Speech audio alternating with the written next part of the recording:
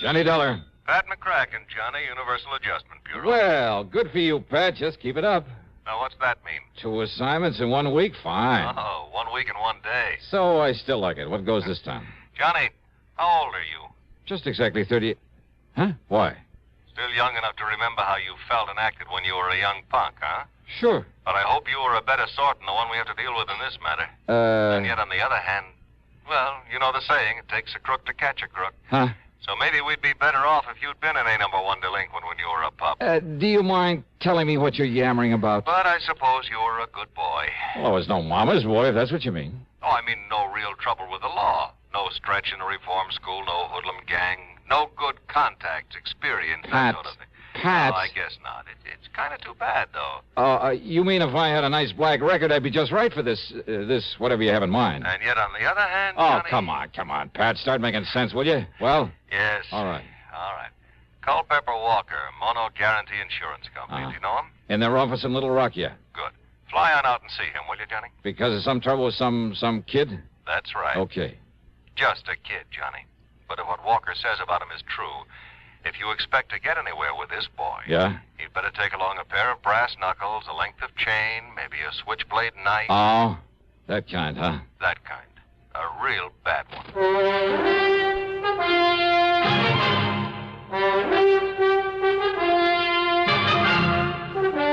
CBS Radio brings you Bob Bailey in the exciting adventures of the man with the action-packed expense account, America's fabulous freelance insurance investigator. Yours truly, Johnny Dollar.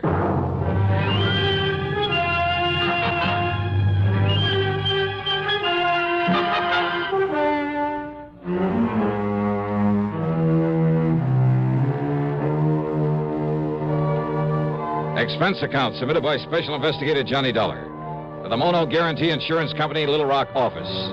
Following is an account of expenses incurred during my investigation of the Bad One matter.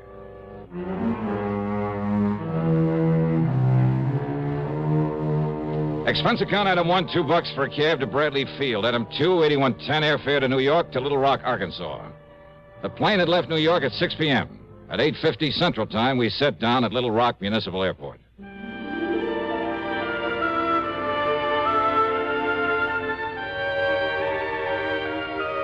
There have been a lot of changes since the year 1772 when a guy named Bernard de la Harpe stopped here and tagged the place after an outcropping of rock on the south bank of the Arkansas River. Yeah, it's an interesting town with its modern air-conditioned buildings of chrome and glass, its busy streets and busy people. And at the same time, its beautiful residential section, fine homes, plenty of trees and gardens and hedges and lawns that stay a lush green throughout the year. Not far away are well-cultivated farms and dense forests. And along the river, lots of rich bottomland, much of it loaded with cotton. Any kind of crime just doesn't seem right in this area. As soon as I got settled, I called Culpepper Walker, made a date with him, and then early the next morning met him at his office where he got down to business. No, Dollar, not right here in town, but in one of the outlying precincts, I guess you call it. Section they call Milltown. Oh, I see. And his name is Pete McGuire. Works in a cotton mill. He's 18, 19 years old. And he's the only one knows who killed Mr. Brierly. Brierly? Ambrose W. Brierly, client of ours. Insured for near $50,000. And his business partners in the mill are also clients. Very important ones. Mm-hmm. Well, what happened? Monday night of last week, Mr. Brierly was driving along with the payroll for the cotton mill, like I said, over in Milltown. That's east of here. Yeah? Somebody ran his car off the road, bashed in his head, and took the payroll, some $17,000 in cash. He was carrying all that money around alone at night? Well, he'd taken it out of the bank here in town just before the bank closed. He started out for the mill. But he'd had some trouble with his car with one of the front wheels, and he had to stop and have it fixed. By the time he got on the road again, it was nearly dark. Well, tell me, you sure he didn't just swerve off the road by himself? No, he was shoved off by another car. Tire marks, the skid marks, showed just how it happened. Chief Andy Fisher of the Milltown Police Department checked that out. I see. Well, could the police identify the killer's car by those tire marks? No, sir. And that's where the McGuire boy comes in. How do you mean? I mean, he was caught running away from the scene. Not more than, well, couldn't have been more than 1 or 2 minutes after it happened. Caught by whom? Well, police car. Chief himself was in it. Just checking the beat out there. He chased the kid down and brought him in for questioning. Well? Nothing. Nothing? What do you mean, nothing? All they could get out of that tough young punk was absolutely nothing. Well, then, what am I supposed to do if the police haven't been able to get anything out of him? Well, you could try, can't you? But it's a matter for the police. If it wasn't for Mr. Brierly's partners. Now, what do they got to do with it? Their insurance. Insurance on the cotton mill. Thousands of dollars in premiums every year. So? Well, I can't afford to lose $1. Well, so why and should they're the ones, his partners, who insisted that I get you out here to investigate. Oh. Yes, sir. Mr. Dollar? Johnny? Okay, Culpepper. I'll see what I can do. Item 3, $50 deposit on a rental car, and I drove over to Milltown, to the one-room police headquarters in the city hall. Yes, sir, Miss Johnny. I was right there at the scene of the murder in my prowl car, right after it happened. Oh? How come, Chief? Man at the bank had told me about Mr. Brierly's car trouble. It was getting dark, light rain falling, and Mr. Brierly toting all that money. Well, I thought I'd better make sure he'd gotten to the mill all right, so I started out that way. But what happens? All right, what happens? I got there to Spring Road crossing, and there's his car in the ditch, and another car tearing away up the road. Oh? And this young Pete McGuire trying to get his motorcycle started and get away from there. Kind of seen me arriving on the scene. So when I found Mr. Brierly's dying there in his car, I grabbed the kid. Yeah, if only I'd have had sense enough to follow up that other car. Now, you're sure this Pete McGuire didn't do it? Well, of course he said he didn't, and that was before he clammed up like now when he won't say anything. And he also asked me, didn't I see that other car that left a couple of minutes before I arrived? Well, Chief, that doesn't prove... And there was another thing, Miss Johnny. You could still see by the tracks how that other car had shoved old Mr. Brierly's car off the road. Doc Hamper come along about that time. Could you read those tire marks? No, sir. But Doc and I could still read the tracks from that Pete McGuire cycle. Uh-huh. So he come along after the other car left. All right, I see. But he must have seen who was in that other car, so he knows who did it. Oh, well, now, wait. I'm sure of it, Miss Johnny, because of what Mr. Brierly said.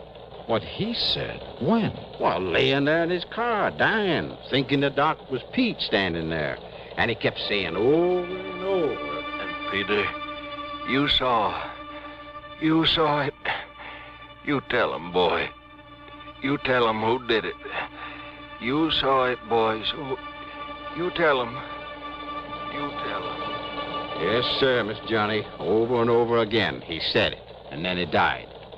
I see. So he knew that Pete McGuire saw who killed him and robbed him. Well, maybe. Of course he did. That no-good kid.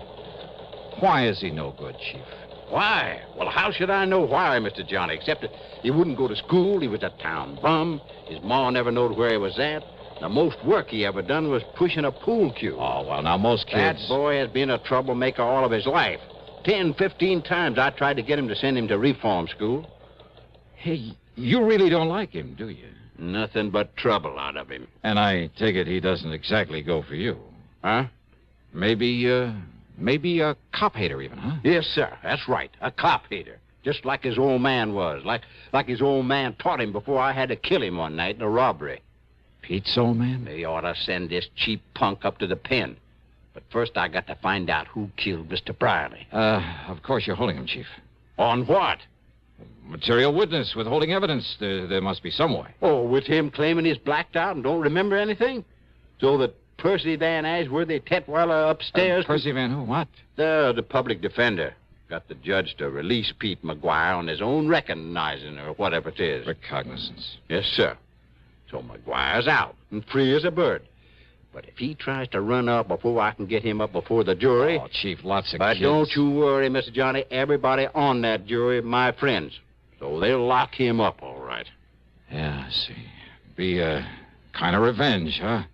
Because he won't cooperate with you. Now, look, Mr. Or Dollar. maybe just because he's a cop hater. Where'll I find this Percy Van, this public defender? Upstairs in his office. But do you think he could get anything out of that kid? Well, now, as the kid's defender, do you think he'll tell you if he did? But if he did, and you find out, you got to tell me. Yeah, we'll see about that.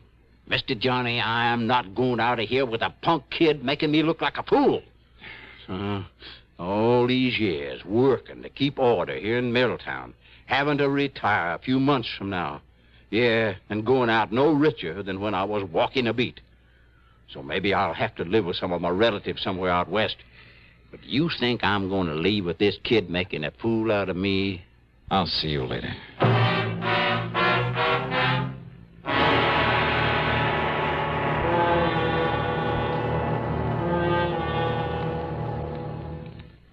To paraphrase Gilbert and Sullivan, an announcer's lot is not a happy one. Well, not always. Want to know why?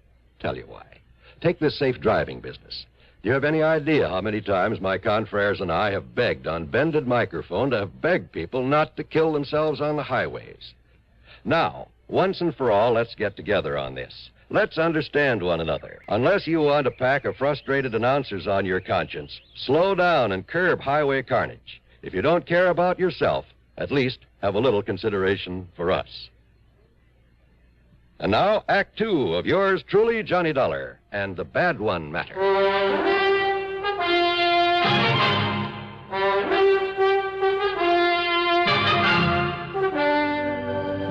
Percy Van Ashworthy Tetweiler was hardly what his name might have implied. And, call me Tet, will you, Johnny? I don't like the name Percy any more than I imagine you do. Yeah, sure, Ted. Now, as I was saying, in spite of the chief's feelings about him and all the trouble he had with Pete's father, well, put it this way. That poor ignorant kid has had the odds against him ever since the day he was born. His father was no good. So I understand. His mother was an alcoholic. And because he's always been a stupid little runt, the other kids always bullied him. Oh? Yes, and when they'd pull a job, none of them very serious, I'll grant you, they'd leave him behind so that he'd be the one to get caught for their mischief and petty thieveries. He didn't dare peach on them or they'd beat him up.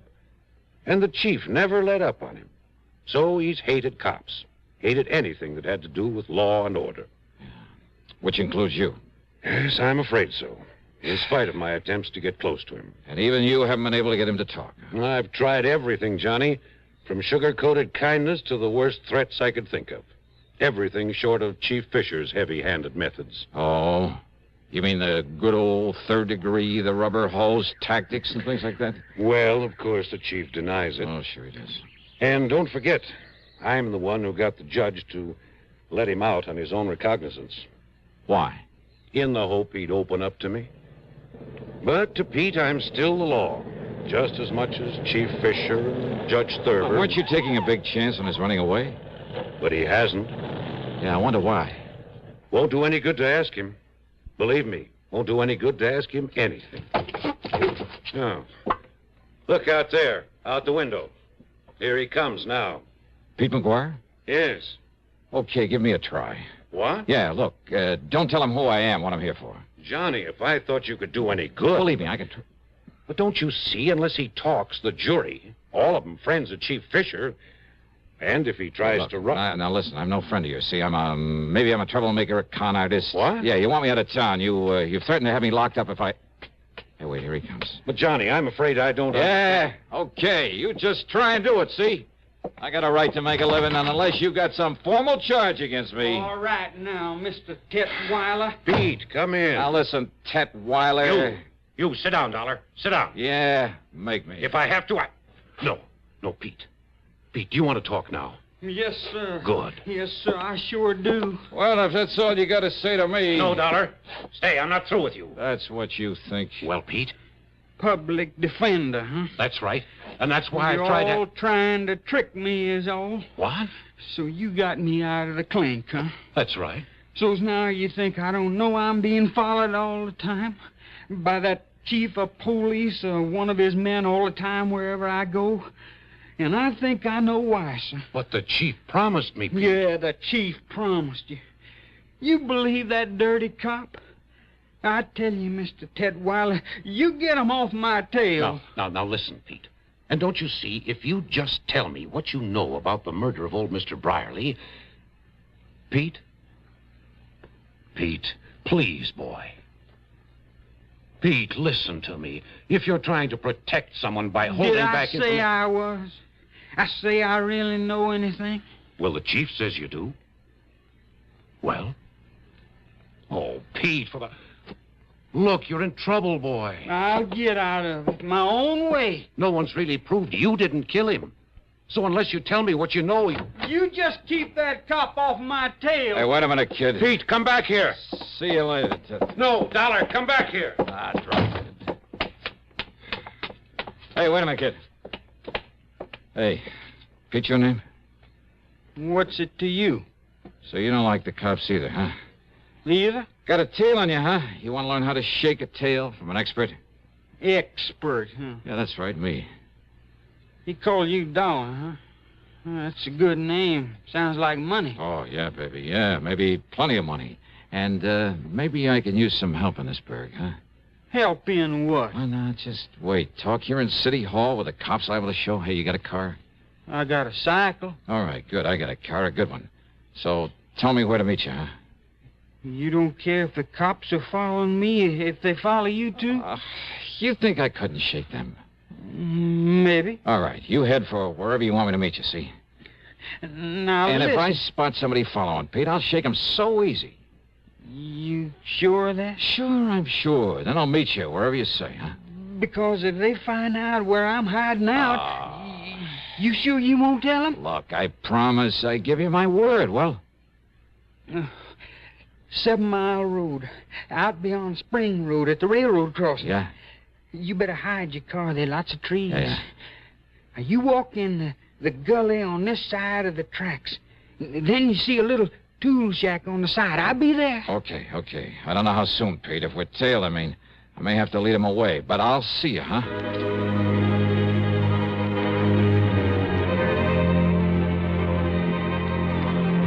We were tailed, all right. And I could see by whom. And I wondered. To keep him from following Pete, I had to let the boy go on ahead. It was nearly an hour later then by the time I got to the tool shack. And I thought I'd lost the man who was tailing me. There was no padlock and a heavy hasp on the door of the tool shop. So y'all come on in, Mr. Johnny. Johnny? That's right, Johnny Dollar, the big eye. Oh, I see.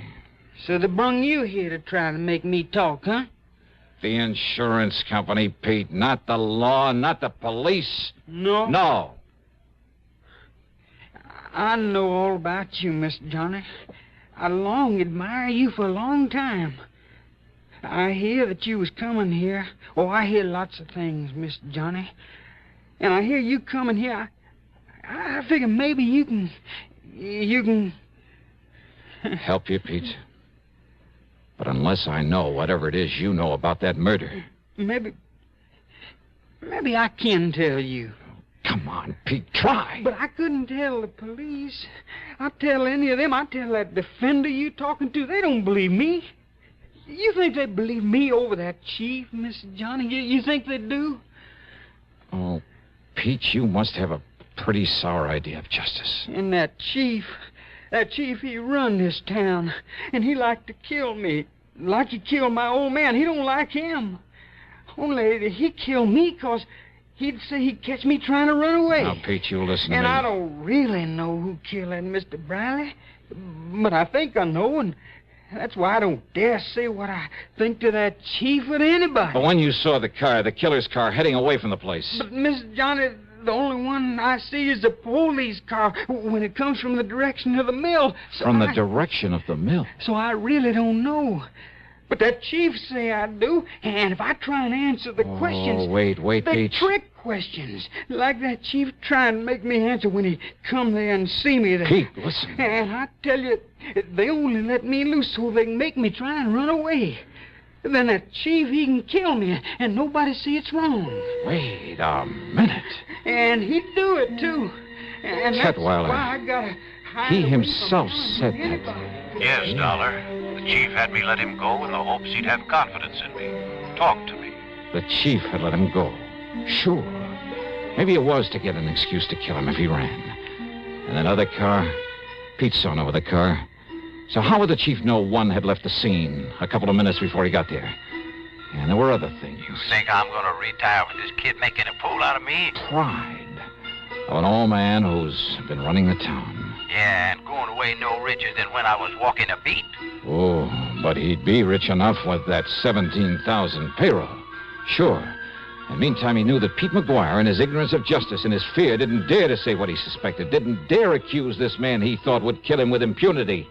Yeah, and that everyone connected with the law was against him. They're all against me, and so I want to live, Mr. Johnny. I can't tell nobody, not even you. Yeah.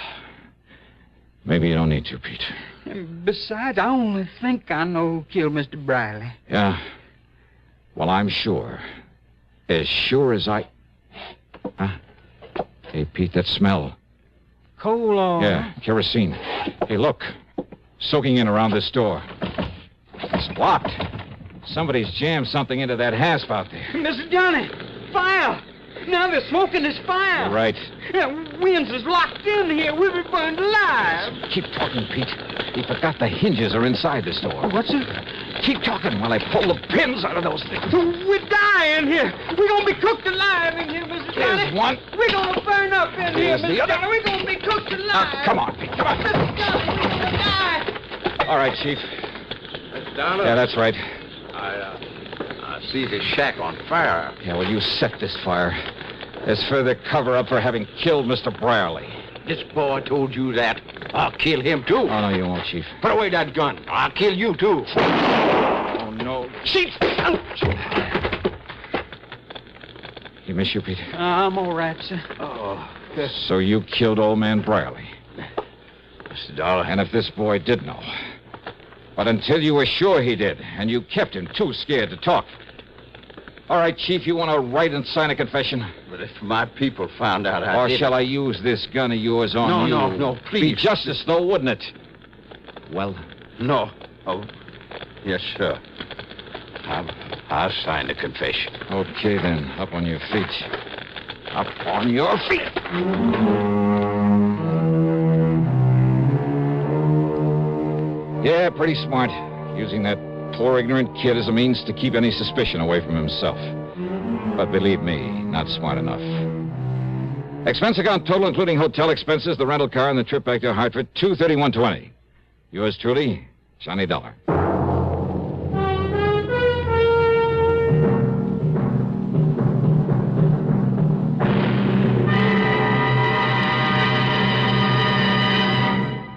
Catching a cold? Well, I guess most everyone knows that the smart thing to do when you feel a cold coming on is to get plenty of rest. But there are some days when no matter how miserable you feel, you just can't stay in bed. And if tomorrow is one of those big days and your cold is complicated by constipation, well, that's when you'll appreciate X-Lax most. You see, X-Lax has the qualities doctors consider most important in a laxative. It's gentle, effective, and close to natural acting. Taken at bedtime, X-Lax won't disturb sleep. It works effectively, overnight, to help you toward your normal regularity. And X-Lax is so close to natural acting, there's no upset or discomfort. So gentle, it's even recommended for children. So, if tomorrow's a big day for you, if you have a cold and need a laxative too, take X-Lax, a laxative with the qualities a doctor would recommend. X-Lax. Now, here is our star to tell you about next week's story. Next week, the double deal matter. And I give you one guess about who comes out at the short end of it. Join us, won't you? Yours truly, Johnny Dollar.